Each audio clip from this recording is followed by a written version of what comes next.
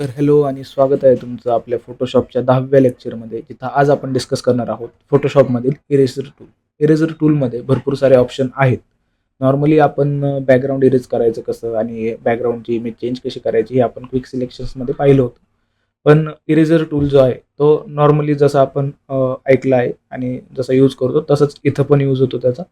त्याच्यामध्ये जे फक्त याच्यामध्ये जे 2 ऑप्शन आहेत, ते थोडे ॲडव्हान्स आहेत आणि ते थोडे चांगले पण आहेत यूज करण्यासाठी, जो की एक बॅकग्राऊंड इरेजर आहे आणि एक मॅजिक इरेजर आहे. तर आपण ते 3 ऑप्शन्स जे आहेत इरेजरमधले, erase tool, background eraser tool आणि मॅजिक इरेजर टूल, हे तिन्ही ऑप्शन आपण व्यवस्थित समजून घेऊया आणि आजचं लेक्चर थोडं छोटंसं का असणार आहे, पण हेल्पफुल असेल. तर चला, मी कॉम्प्युटर स्क्रीन शेअर करतो, आपण बघूया.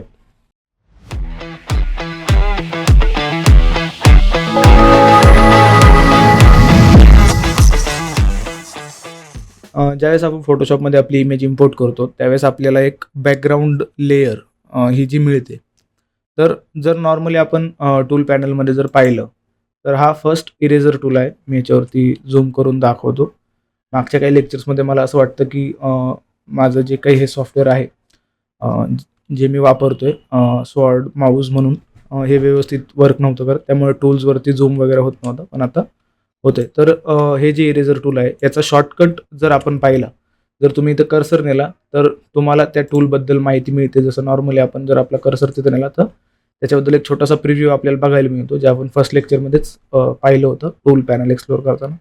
इथं इरेजर टूलचा जो शॉर्टकट आहे तो ई आहे, जर आपण व्यवस्थित पाहिलं तर आणि त्याच्यावरती जर क्लिक आणि होल्ड करून जर आपण पाहिलं तर आपल्याला इथं त्याचे काही सब टूल्स दिसतात, ज्याच्यात eraser tool, background eraser tool आणि मॅजिक इरेजर टूल हे टूल आपल्याला बघायला मिळतात. तर फर्स्ट इरेजर टूल जो आहे तो आपण जर बॅकग्राऊंड लेअरवरती डायरेक्टली सिलेक्ट करून जर तुम्ही इमेज ड्रॉ करण्याचा प्रयत्न केला किंवा इरेज करण्याचा प्रयत्न केला तर तुम्हाला तो जो काही इरेजर आहे तो पेंट करताना दिसेल. तर हे का होतं?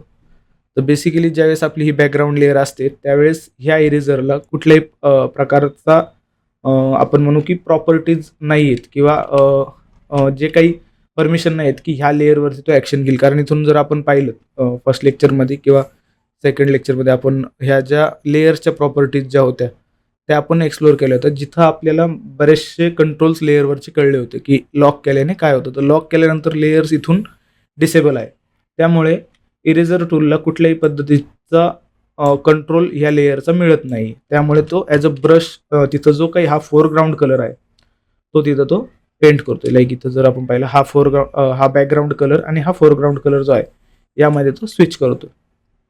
तर तो इथं आपल्याला कलर्ड होताना दिसेल. तर हे जे आहे हे इरेज करण्यासाठी तुम्ही काय करू शकता, नॉर्मली लेअर अनलॉक करू शकता आणि मग त्याच्यावरती इरेजर टूल वापरू शकता, जेणेकरून तुमची जी काही इमेज आहे ती नॉर्मल लेअरमध्ये कन्वर्ट होते आणि ते इरेज टूल त्याला इरेज करू शकते. आता इरेज टूलमध्ये जर तुम्ही पाहिलं तर इथं एक विचित्र पद्धतीचं टेक्स्चर आपल्याला बघायला मिळते. ते का बघायला मिळते, तर आपण जो काही ब्रश प्रॉपर्टीज आपण निवडल्यात त्यातून त्याचं टेक्स्चर वगैरे जे आहे ते इनेबल आहे. तर हा नॉर्मल सॉफ्ट राऊंड ब्रश ज्यावेळेस आपण सिलेक्ट करू आणि इथं पेंट करू त्यावेळेस ते त्या पद्धतीने वर्क करेल. सेम ब्रशच्या प्रॉपर्टीज ज्या आहेत त्या इरेज टूल्सला लागू होतात. फक्त ब्रशने आपण ड्रॉ करतो आणि इरेज टूलने आपण ऑब्जेक्ट रिमूव्ह करू शकतो.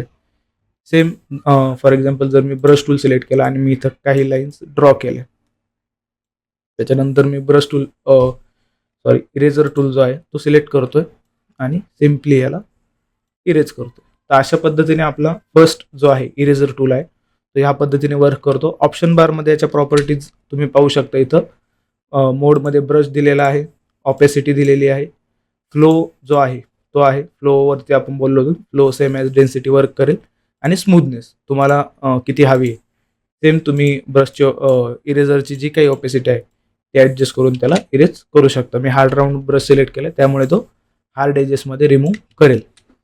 आता नेक्स्ट जो दुसरा टूल आहे तो आहे मॅजिक इरेजर टूल. मी मॅजिक इरेजर टूल जो आहे तो फर्स्ट एक्सप्लेन करायला घेतोय. आपण काय करू, आपली जी लेअर आहे ती आपण डुप्लिकेट करू. मॅजिक इरेजर टूल जो आहे तो अशा पद्धतीने वर्क करतो की same as quick selection tool. Quick selection जो आपण पाहिला होता की तो जो टूल आहे तो सिलेक्शन तुमचं जे काही ऑब्जेक्ट असेल त्याचे पिक्सेल्स ग्रॅब करून तो त्याच्या सराउंडिंग पिक्सेल्स बनवतो.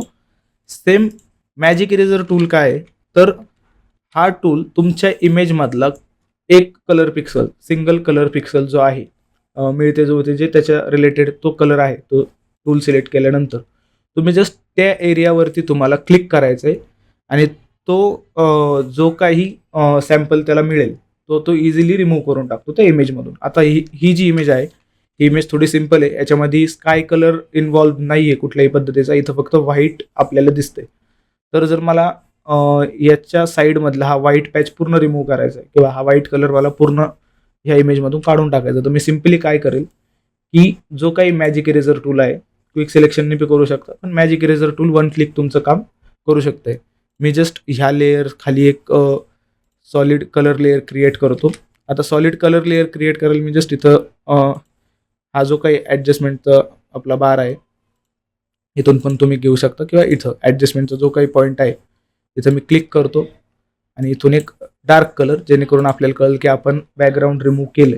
याच्यासाठी मी एक डार्क कलर सिलेक्ट करतो. लेयर परत एकदा डुप्लिकेट केली.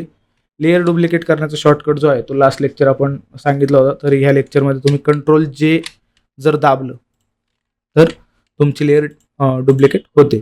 सिम्पली कंट्रोल जे करून आपण लेयर डुप्लिकेट केली, मॅजिक इरेजर टूल जो आहे तो सिलेक्ट केला आणि जस्ट सिंगल क्लिक केलं, तर जे काही व्हाईट कलरचे सॅम्पल्स इथं बॅकग्राऊंडमध्ये होते ते आपण डिलीट केलेले आहेत. हा आधीचा, हा नंतरचा, हा बिफोर आफ्टर आपण आता एक्सप्लोर केलेला आहे. तर अशा पद्धतीने तुम्ही मॅजिक इरेजर टूल जो आहे तो यूज करू शकता.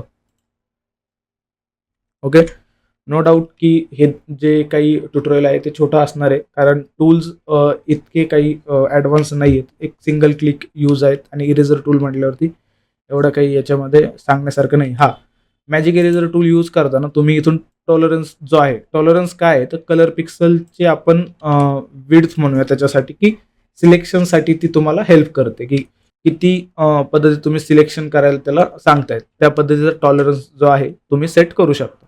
ओके, सो नेक्स्ट टूल जो आहे तो आहे बॅकग्राऊंड इरेजर टूल. ह्या टूलमध्ये जर आपण पाहिलं, बॅकग्राऊंड इरेजर टूल हे सिलेक्ट केल्यानंतर आपला कर्सर जो आहे तो आपल्याला थोडा वेगळ्या पद्धतीने दिसतो. त्याच्या सेंटरला एक प्लस पॉईंट बनलेला आहे जो की कलर सॅम्पल सिलेक्ट करण्यासाठी आहे.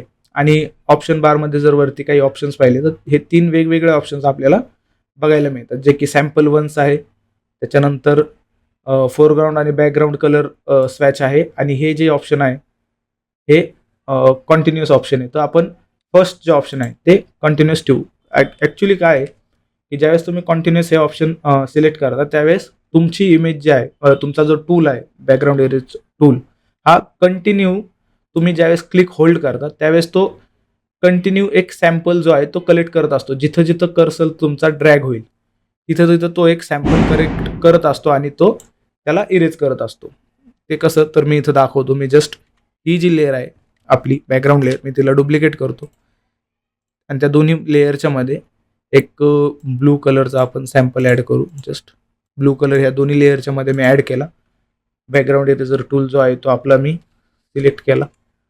इथे जर आपण पाहिलं बॅकग्राऊंड इरेज टूल जो आहे तो मी सिलेक्ट केला, सॅम्पल कंटिन्युअसमध्ये ठेवला. इथून पण तुम्ही ठेवू शकता. लिमिट्स ज्या आहेत त्या पण कंटिन्युअसमध्येच ठेवा.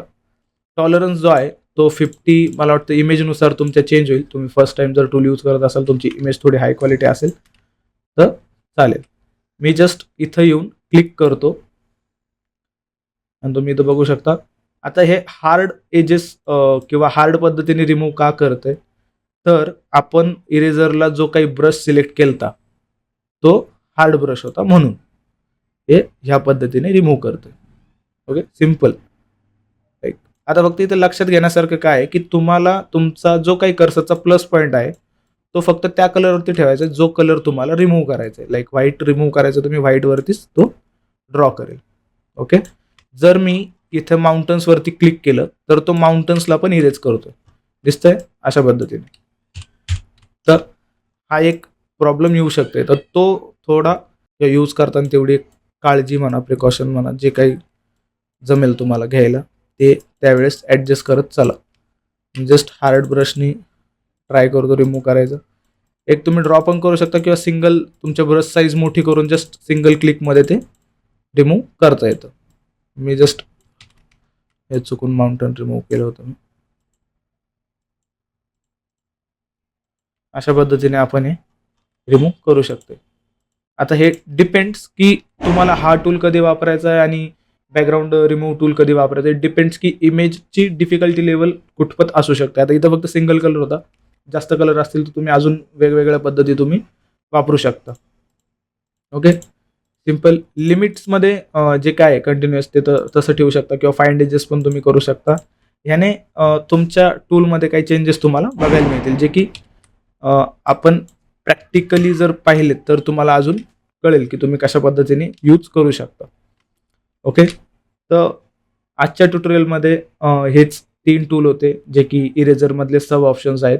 थोडक्यात 2च टूल आहेत ते, बॅकग्राऊंड इरेझर टूल आणि एक मॅजिक इरेझर टूल.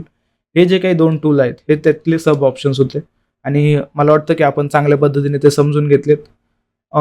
या टूलचा यूज करण्यापेक्षा तुम्ही बाकीचे दुसरे टूल पण वापरू शकता. पण जर फोटोशॉपमध्ये ते दिलेत आणि तुम्ही बिगिनर आहात तर तुम्हाला ते टूल माहिती असणं गरजेचं आहे. आणि असं नाही की या टूलचा काहीच उपयोग नाही.